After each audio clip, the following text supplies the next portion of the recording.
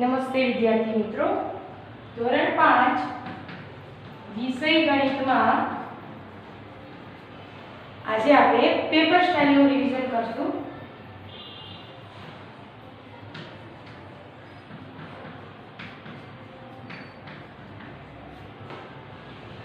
તો કે paper style મુજબ રિવિઝન આપણે કરીએ એમાં તમારી પેપર સ્ટાઇલમાં પહેલો પ્રશ્ન હશે કે માગ્યા મુજબ જવાબ આપો. प्रश्न एक शू छे तो कि माग्या मुजब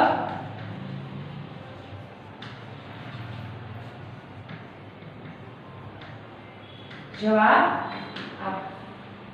હવે જોજો, પહેલા તો પેપર સ્ટાઇલ તમને ખબર છે, તમારા પીડીએફ મોબાઈલમાં આવી જશે, પેપર સ્ટાઇલનો ફોટો આવી જશે, તમે પેપર લેવા આવો ત્યારે પેપર સ્ટાઇલ તમને મળી જાય. પણ પેપર તમારે હશે કે માં તો કે સપ્લીમાં હશે.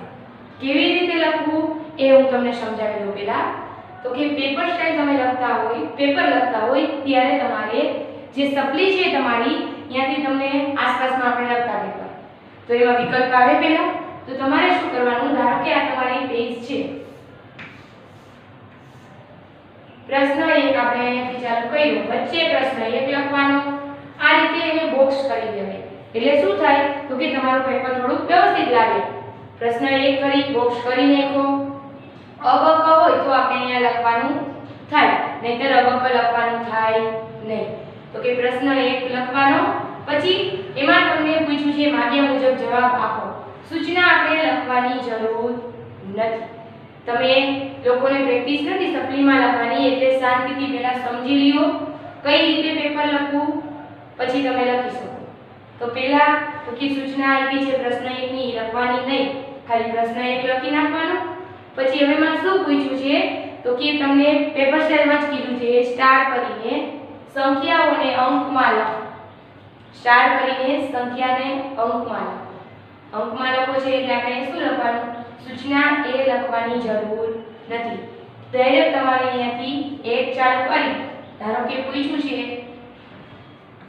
5400 તો ડાયરેક્ટ એ જ લખવાનું થાય. આ લખવાનું, પછી ડાયરેક્ટ એનો જવાબ શું આવે, જવાબ અહીંયા સામે લખવાનો. આટલું લખવાનું પેપરમાંથી જોઈને, પછી એની સામે જવાબ લખી નાખવાનો. સૂચના અહીંયા લખવાની જરૂર નથી. પછી એનો બીજો સ્ટાર છે શબ્દમાં લખો. તો તમારે લખવું હોય ટૂંકમાં તો તમે લખી શકો શબ્દમાં, અહીંયા અંકમાં લખો નહીં તોય ચાલે, પણ આ જરૂર લખવાનું. પ્રશ્ન જે છે તમને રકમ આપી હોય એ લખવી પડે. ધારો કે 4832 મે આપ્યા છે તો આ અંક તમારે લખવાના અને પછી જ એનો જવાબ તમારે સામે લખવાનો. જે તમારો શબ્દમાં આવતું હોય એ એની પછી લખવાનું. રેડી? ત્યાર પછી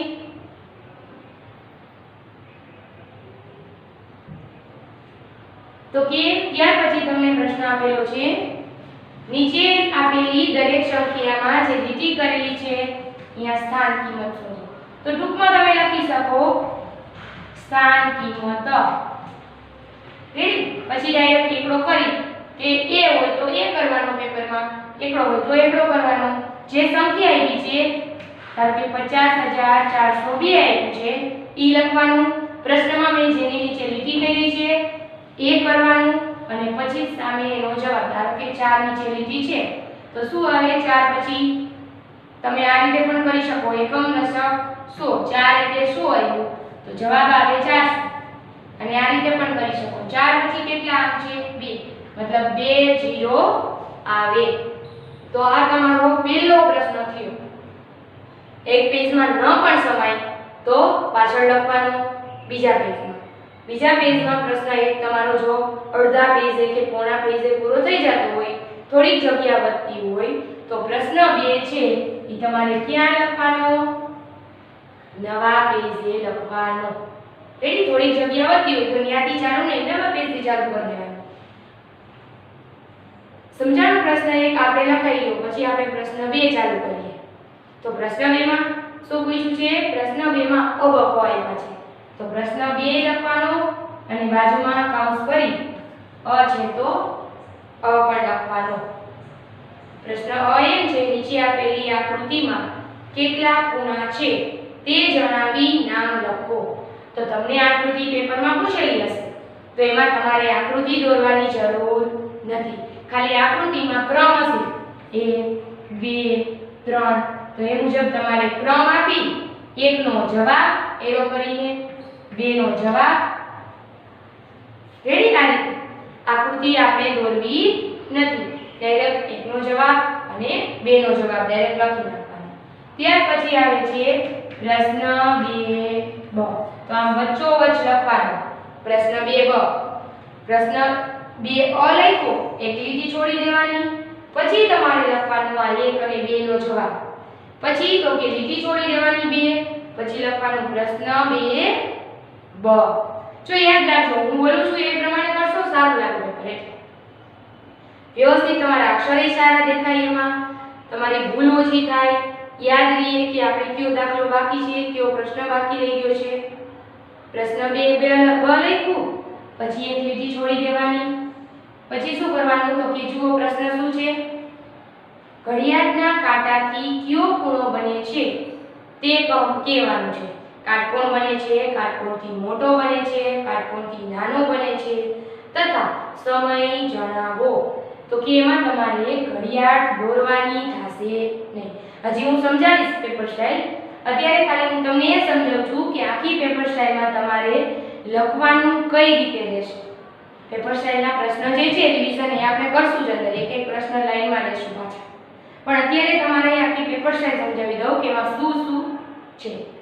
તો કે પ્રશ્ન 2માં ઘડિયાળ આપેલી હશે તમને. ઘડિયાળ વાળો પ્રશ્ન છે જ આપણો છે. તો કે ઘડિયાળ આપેલી હશે તમને. એમાં તમારે ખાલી એટલું જ કહેવાનું છે કે ખૂણો કયો બને છે અને કેટલા વાગ્યા છે. એવી ઘડિયાળ આપી હોય તમને દીદીએ પેપરમાં ઈ તમારે સપ્લીમાં દોરવાની નહીં. ડાયરેક્ટ તમારે ખાલી એનો જવાબ પેલી ઘડિયાળ છે તો એનો જવાબ એરો કરી ધારો કે જવાબ છે કાટકોણ તો લખી નાખવાનું કાટકોણ. કેટલા વાગ્યા છે તો અહીંયા લખવાનું અથવા અલ્પ વિરામ કરીને લખવાનું કે ધારો કે 7 અને 15 વાગ્યા છે. 7 અને 15 મિનિટ થઈ છે તો આપણે લખી નાખવાનું 7:15. અલ્પ વિરામ બોલવાનું નહીં. આ ડાયરેક્ટ જવાબ થઈ ગયો એનો. પછી છે પ્રશ્ન 2ક. પેપર સ્ટાઇલ મુજબ તમારો પ્રશ્ન 2ક છે. તો પ્રશ્ન 2ક માં એ છે કે નીચે આપેલા ખૂણાના માપમાં કેટલા અંશ ઉમેરતા કાટકોણ બને તે લખો. આપણે પ્રશ્ન 2ક કરવાનો. પછી જોવાનું પહેલાનો જવાબ જોવાનો. એમાં તો તમને એમ જ કીધું છે જે તમને રકમ આપી છે એમાં તમે કેટલા ઉમેરશો તો કાટકોણ બનશે. યાદ આવે તો કહું. ધારો કે તમને આપ્યું હોય 30 અંશ આપી છે. પ્રશ્ન પૂછ્યો છે 30 અંશ. હવે એમાં તમને ખાલી જગ્યા આપી હશે તમારી આ રીતે છે પાઠ્યમાં તમારા સ્વાધ્યાય પોથીમાં આ રીતે કંઈક આપ્યું છે અથવા તો ડાયરેક્ટ 30 આપ્યા હશે તો તમારે ખાલી કહેવાનું જ રહેશે. રેડી? આ રીતે આપ્યું છે ખાલી આમ જ આપ્યું હશે તો આમાં તમારે કહેવાનું રહેશે કે અહીંયા કેટલા રાખશો તો આપણને કાટકોણ બનશે. કાટકોણ એટલે તો તમને ખબર છે 90 થાય તો અહીંયા તમે કેટલા મૂકી શકો 60. પરંતુ તમારે જે આપણે ગણતરી કરી ને 90 માઈનસ બાદબાકી કરી 90 બાદબાકી 30 કરીએ તો ઈ બાદબાકી સપ્લીમાં અહીંયા દર્શાવવાની જરૂર નથી. સપ્લીમાં એક પેજ પાછળ તમારે છેલ્લું પેજ હોય ને ઈ રફ કરી નાખવાનું. રફ મતલબ એમાં તમે ગમે ઈ ગણતરી કરી શકો. છેલ્લે પેપર પૂરું થાય એટલે એની ઉપર આમ લીટો મારી દેવાનો. આ બાદબાકી તમારે છેલ્લા પેજે કરી લેવાની. જવાબ આવે ઈ અહીંયા મૂકી દેવાનો. રેડી? પછી તો કે પ્રશ્ન 2ડ જોડકા જોડો.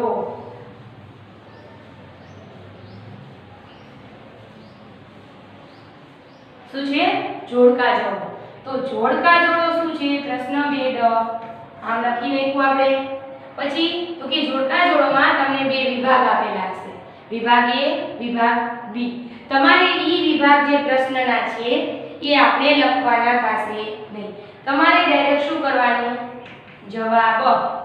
પછી તો કે 1 પેલા સામે શું જવાબ આવે છે જોવાનું વિભાગ બી માંથી કે વિભાગ બ માંથી જે જવાબ આવતો હોય ઈ જવાબ તમારે અહીંયા લખવાનો. ધારો કે તમને એવું જોડકું આપ્યું હોય કે અંક આપ્યા છે 5550 5 આવી રીતે આપેલા હોય અને સામે શબ્દમાં આપ્યું તો શબ્દમાંથી તમારે જવાબ ગોતવાનો. ધારો કે આમ છે 5050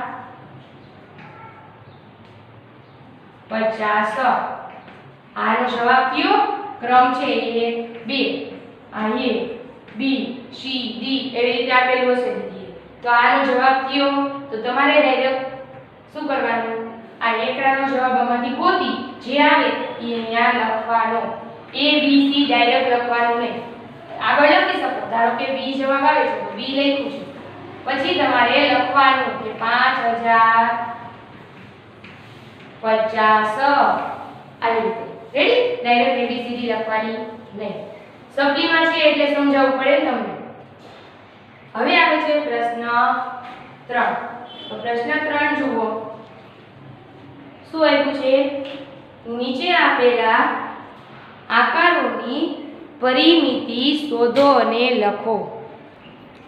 નીચે આપેલા આકારોની પરિમિતિ શોધો અને લખો. તો તમને પ્રશ્ન 3 આપ્યો. પ્રશ્ન 3 આવી રીતે લખવાનું પહેલા, પછી એમાં જોવાનું કે કયા આકાર આપ્યા છે તમને. તો એમાં તમારે 1 2 ક્રમ આપેલા છે દીએ. તો પહેલા આકારનો જવાબ કરીને લખવાનો.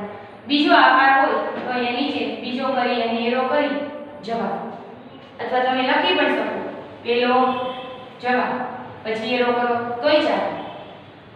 પછી છે પ્રશ્ન 3બ. નીચે આપેલા આકારોના ક્ષેત્રફળ શોધો અને લખો. કોઈ પણ આકાર આપ્યો છે એમાં આપણે ક્ષેત્રફળ શોધવાનું હશે. તો આની જેમ જ 1 કરીને જવાબ 2 કરીને જવાબ. આકૃતિ દોરવાની નહીં. આકૃતિ પેપરમાં આપી હોય એટલે તમારે નહીં દોરવાની, પણ તમને દોરવાની કીધી હોય તો જ તમારે દોરવાની. પ્રશ્ન 3ક છે. નીચેના આકારોની પરિમિતિ આપેલી હોય તો x નું માપ શોધો. આમાં આકાર કીધું છે, પરંતુ આપણે આકાર પેપરમાં અંદર દોરવાનો નહીં. દીદી આપેલો છે આકાર, તમારે ડાયરેક્ટ દાખલો કરી અને જવાબ જ લખવાનો. જે રીતે આવતો હોય એ રીતે. રીત હોય તો દર્શાવવાની, ડાયરેક્ટ જવાબ આવતો હોય તો ડાયરેક્ટ જવાબ લખવાનો. પ્રશ્ન 3ડ માં એમ કીધું છે નીચેની આકૃતિમાં કેટલામો ભાગ રંગેલો છે તે જણાવો. પ્રશ્ન 3ડ. હવે તમને આકૃતિ આપી હશે, તમારે આકૃતિ દોરવી નથી. ડાયરેક્ટ તમારે જેટલો ભાગ રંગેલો છે મતલબ આચ્છાદિત છે ઈ ભાગ તમારે અહીંયા લખી નાખવાનો. રેડી? પેલો અહીંયા લખ્યો છે, બીજો બાજુમાં સમાય તો અહીંયા લખી શકો. ત્યાર પછી પ્રશ્ન 4અ. નીચે આપેલી સંખ્યાઓના અવયવ જણાવો. તો કે પ્રશ્ન 4માં એટલું ધ્યાન રાખવાનું, અવયવ જણાવવા માટે તમને જે સંખ્યા આપી છે, ધારો કે આપી છે મેં 24 અથવા 14 આપી છે, તો તમારે એ રકમ અહીંયા લખવાની. પછી જ 14 ના અવયવ ચાલુ કરવાના. રકમ લખવાની અહીંયા 14, ડાયરેક્ટ જવાબ નહીં ચાલુ કરી દેવાનો કે આ રીતે 14 એકુ 14 2 સત્તા 14 આ રીતે ડાયરેક્ટ ચાલુ કરી દેવાનું નહીં. પહેલા તમારે 14 લખવાના, પછી નીચે સ્ટેપ કરી અને પછી જ લખવાનું. પ્રશ્ન 4બ છે. તો કે અવિભાજ્ય. જો પ્રશ્ન 4 અ બ ક અને ડ તમારે ચારે ચારમાં આ રીતે રકમ લખવાની, પછી જ નીચે દાખલો ચાલુ કરવાનો. કારણ કે દાખલા છે ને તો તમે રકમ લખી હોય તો જ ખ્યાલ આવે. તો પહેલા રકમ લખવાની પેપરમાંથી જોઈ, પ્રશ્ન પેપરમાંથી, પછી નીચે દાખલા તમારે કરવાના. ત્યાર પછી પ્રશ્ન 5અ છે. નીચેના દાખલા ગણો. તો કે નીચેના દાખલા ગણવામાં શું આવશે? તમારા વ્યવહારિક દાખલા. એમાં પણ કોઈ પણ બે કીધા છે, એમાં તમારે રકમ લખવાની નહીં. લાંબી લાંબી રકમ જે છે એ આપણે લખવાની નહીં. ડાયરેક્ટ એક કરી જવાબ. હા, કોઈ પણ બે કીધા છે તો તમને 3 દાખલા આપેલા હશે પેપરમાં. તો 3 દાખલામાંથી તમારે જે કરો 3 એ 3 કરો તોય સારું, 2 કરો કોઈ પણ તોય સારું, પરંતુ એક વસ્તુ ધ્યાન રાખવાની, 1 2 3 પેપરમાં દીદીએ ક્રમ આપ્યો છે, જે આપણે રકમ નથી લખતા, એટલે પેપરમાં જે દીદીએ ક્રમ આપ્યો છે 1 2 ને 3 ઈ ક્રમ મુજબ તમારે કાઢવાનું. ધારો કે તમને પહેલો દાખલો આવડે છે, ત્રીજો દાખલો આવડે છે, તો તમારે આ રીતે જ એરો કરવાનો, અથવા તો 1 જવાબ 3 જવાબ. અહીંયા બગડો કરવાનો નહીં. 3 એ 3 કર્યા હોય તોય ક્રમ વ્યવસ્થિત રાખવાનો. તમે જે દાખલો કર્યો છે ઈ દાખલો પહેલો છે તો પહેલો ક્રમ, બીજો હોય તો બીજો ક્રમ, ત્રીજો હોય તો ત્રીજો ક્રમ. પછી છે બ, પેટર્ન આગળ વધારો. તો પેટર્ન દીદીએ જે દોરેલી હશે, પેટર્ન આગળ દીદીએ દોરેલી હશે એ પેટર્ન તમારે દોરવી નથી. ડાયરેક્ટ છેલ્લે કઈ પેટર્ન આવશે એ તમારે દોરી દેવાની જવાબમાં. રેડી? પછી છેલ્લું છે કે નીચે આપેલા આકારોમાં ખૂણા ગણો અને તેની નીચેનામાં ચોરસમાં લખો જવાબ. તો તમારે આકાર દોરવાની જરૂર નથી. ડાયરેક્ટ તમારે શું કરવાનું, તો કે આપણે પેપર સપ્લીમાં હોય એટલે આપણે પ્રશ્ન 5 ક એમાં શું કરશું, તો કે ડાયરેક્ટ એકડો કરી ચોરસમાં જવાબ નહીં લખી, એકડો કરી અને જવાબ લખશું. ધારો કે 4 ખૂણા હોય તો 4 લખવાના, 5 હોય તો 5 લખવાના. આ રીતે તમારે પેપર લખવાનું થશે. કેમાં આવશે, તો કે સપ્લીમાં આવશે. તો પેપર સ્ટાઇલ મેં સમજાવી છે તમને. હવે તમે રિવિઝન ઘરે કરી શકો આરામથી. હું પણ કરાવીશ. રોજ એક પ્રશ્ન આપણે લેશું એટલે આપણું પેપર સ્ટાઇલનું રિવિઝન થઈ જશે. સ્વાધ્યાય પોથી સાથે રાખતા જશું અને આપણે દાખલા બીજી વાર રિવાઇઝ કરતા જશું. રેડી? તો અહીંયા સુધી આપણે રાખીશું. હવે આગલા વિડીયોમાંથી આપણે પ્રશ્ન 1 મુજબ રિવિઝન ચાલુ કરી દેશું. અસ્તુ. જય હિન્દ.